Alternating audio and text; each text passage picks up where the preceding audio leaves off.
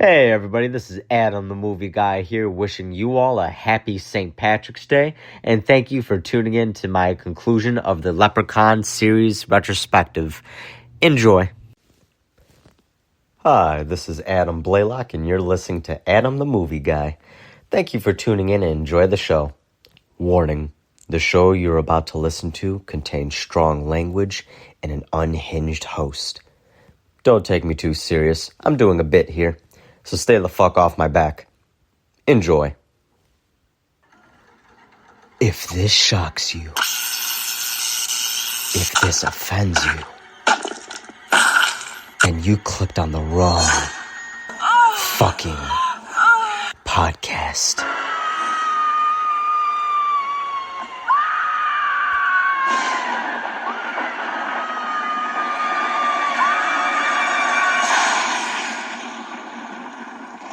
Guys, I take back everything bad I said about Leprechaun 5 and 6. I just rewatched both the reboot, Leprechaun Origins, misleading title by the way, and Leprechaun Returns, a requel which is a direct sequel to the first movie, ignoring everything after that. And while Leprechaun Returns was disappointing and bad, it still had some heart and tried to keep the original spirit of the series. Leprechaun Origins, on the other hand, Jesus Christ, watching this motherfucker shorten my lifespan. I need me gold! Alright, let's get this shit over with already. Starting off with the abomination that was Leprechaun Origins. It released in 2014 and was a WWE studio production. You know, the professional wrestling company. They casted one of their professional wrestlers, a little person who wrestled under the name Hornswoggle, and he had a gimmick as a leprechaun, so he was a perfect casting choice to play a rebooted leprechaun. And what do these brain-dead motherfuckers in charge of production do? They completely cover him under monster makeup that doesn't resemble a leprechaun at all. More like a demonic-looking thing that doesn't even talk and just acts like a wild beast. Acting nothing, absolutely fucking nothing, like the Leprechaun from the OG series of movies. It was just a forgettable generic monster that looks like a level 1 enemy in a fucking JRPG. And the cast of characters for this movie were completely forgettable, and I can't even remember any of their fucking names. And the film isn't even pleasing to look at. The cinematography was so dull and lifeless, it was soul-sucking.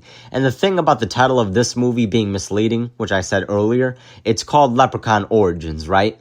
With the origins in the title implying this is a prequel of some sort to the OG movie, or at least going to give background to the character of the Leprechaun, something we've technically already gotten multiple contradicting times, but we didn't ask for any of that shit anyway, since none of the sequels had fucking continuity with each other, regardless. This had absolutely nothing to do with the OG series, and when they were just using the title as a selling point. This movie was so goddamn bad and boring, I think I got secondhand STD from watching it. I think this movie is giving me AIDS. I think if I took a blood test right now, I would test positive for AIDS. I award this movie 0 clovers out of 5 and advise everybody listening to not watch this movie. You're better off watching fucking paint dry. And to the people who made this, I want to just slap these motherfuckers. They should be thrown screaming from helicopters in front of their fucking families. thank you, fuck you, bye. I need me gold!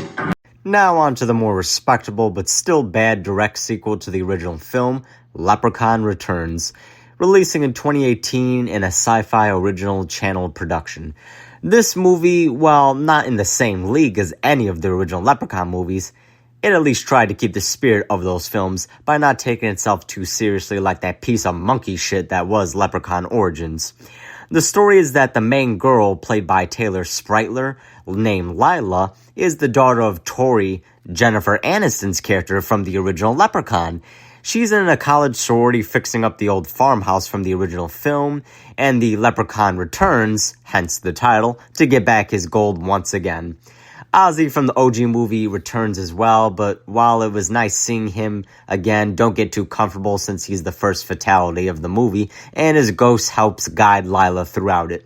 If you're wondering what happened to Tori from the original movie, well, she died of cancer off screen before the events of the film, so damn, that was depressing as fuck to find out. As if killing poor Ozzy wasn't bad enough. No mention of Alex or Nathan except as names written on a box in the basement of the OG house, which kinda sucked. The kills, while kind of boring, were at least very bloody, just nothing to write home about. The biggest letdown for me is that the new Leprechaun, played by Lyndon Porco, while serviceable, let me tell you, this guy is no Warwick Davis. Warwick Davis is such an incredible actor, and the role truly belongs to him since he killed it in every single movie, no matter how bad the overall film was. The fact that he didn't come back is such a shame, especially considering that this is supposed to be a direct sequel to the OG movie and be the same exact character.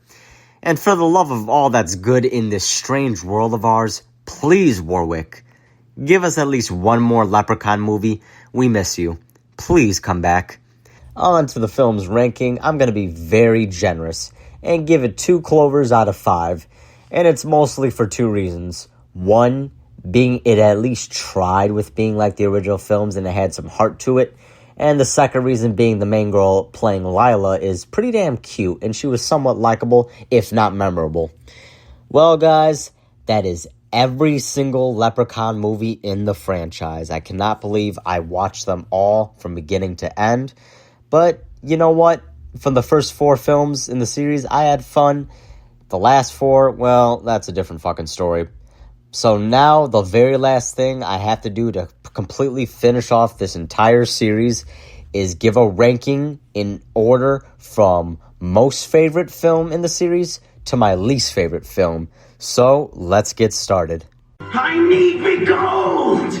Starting off with my favorite Leprechaun movie at the number 1 rank is Leprechaun 2, aka Bride of the Leprechaun.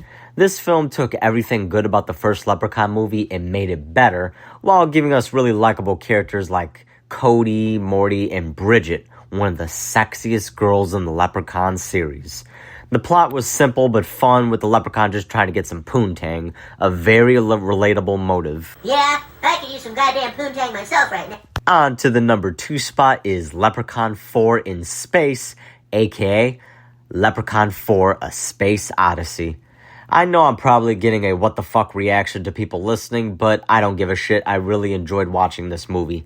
The human characters were very memorable, especially Dr. Mintonhan, Master Sergeant Hooker, my boy Damien. Ooh baby, ooh baby, ooh baby, ooh baby, ooh baby, ooh baby, ooh baby, ooh baby, ooh baby.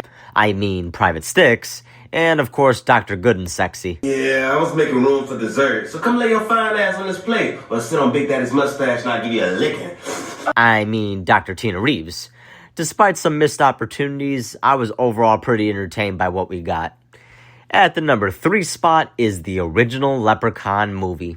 The film was a fun B-movie and started the franchise, with the Leprechaun himself having a good balance between being dark and comedic while being played with utmost sincerity by Warwick Davis. This old lad, he played hard. He played pogo on his life. Teach you to steal me gold. At the number 4 spot is Leprechaun 3, aka Leprechaun in Viva Las Vegas.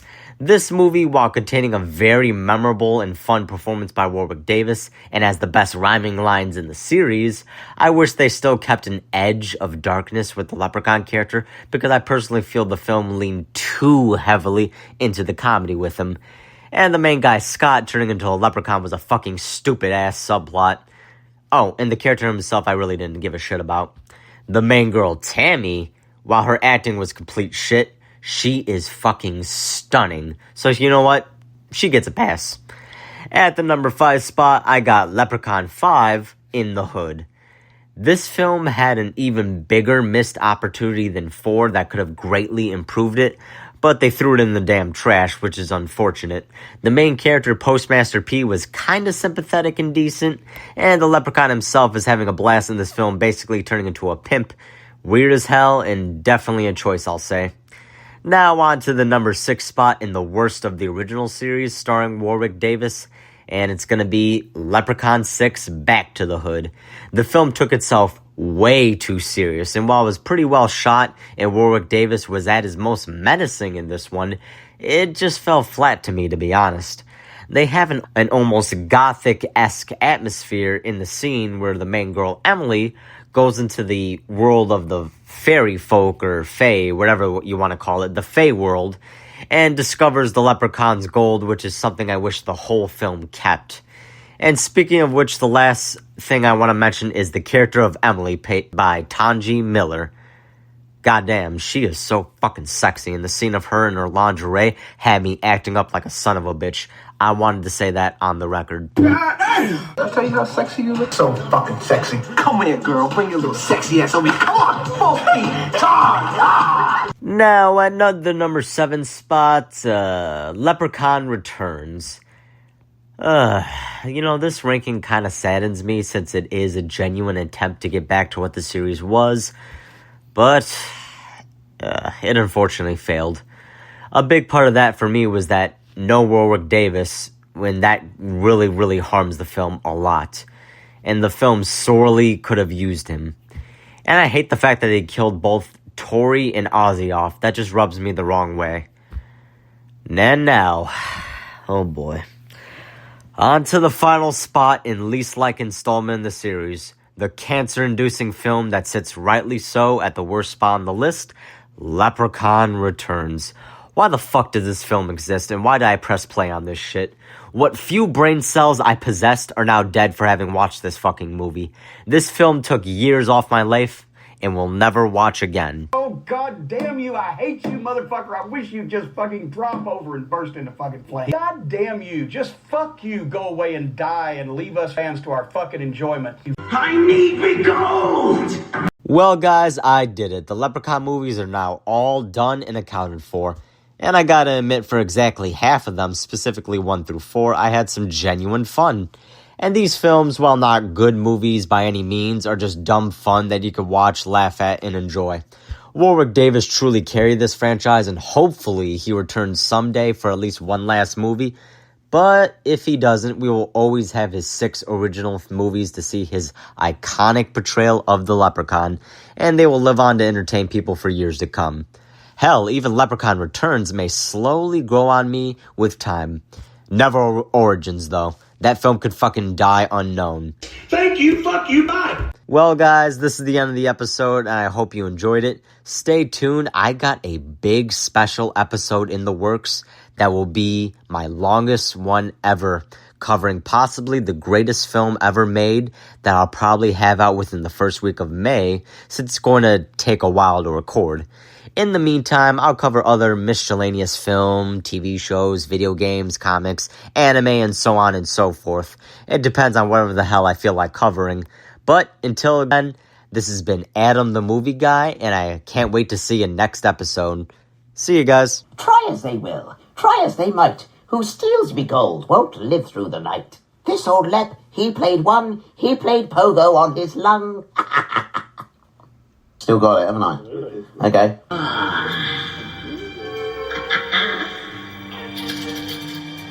Try as they will, and try as they might, who steals me gold won't live through the night.